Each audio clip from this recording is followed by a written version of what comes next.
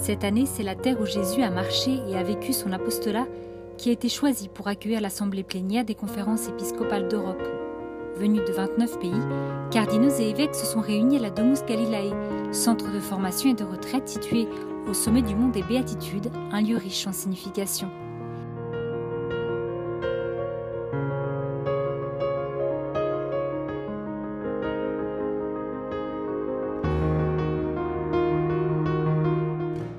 C'est ici que Jésus a prononcé le sermon sur la montagne et selon les biblistes, c'est de ce même lieu que le Seigneur, après sa résurrection, a envoyé ses disciples évangéliser le monde entier. La rencontre a commencé par une invocation à l'Esprit Saint.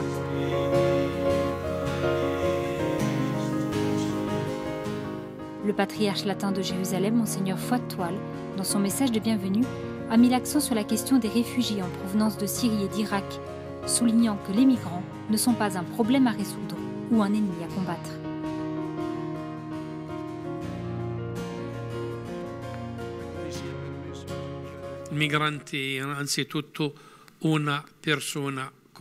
Le migrant est d'abord et avant tout une personne réelle, dotée d'une dignité, à respecter et à protéger.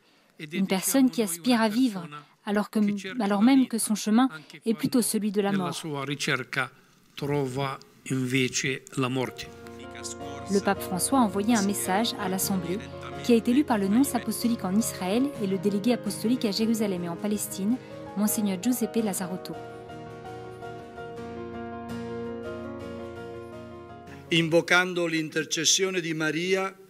J'invoque l'intercession de Marie, notre Mère, et envoie de tout cœur ma bénédiction apostolique à tous, en gage de la sagesse et de la force que nous trouvons en Jésus-Christ, notre Seigneur. Le premier jour de l'Assemblée a pris fin avec la célébration de la Sainte Messe. Les discussions et les séances de travail se pencheront sur les défis de l'Église dans les différents pays européens. Dans une interview, Monseigneur Foix-de-Toile a souligné l'importance pour l'Église de Jérusalem d'accueillir pour la première fois l'Assemblée des conférences épiscopales du continent européen.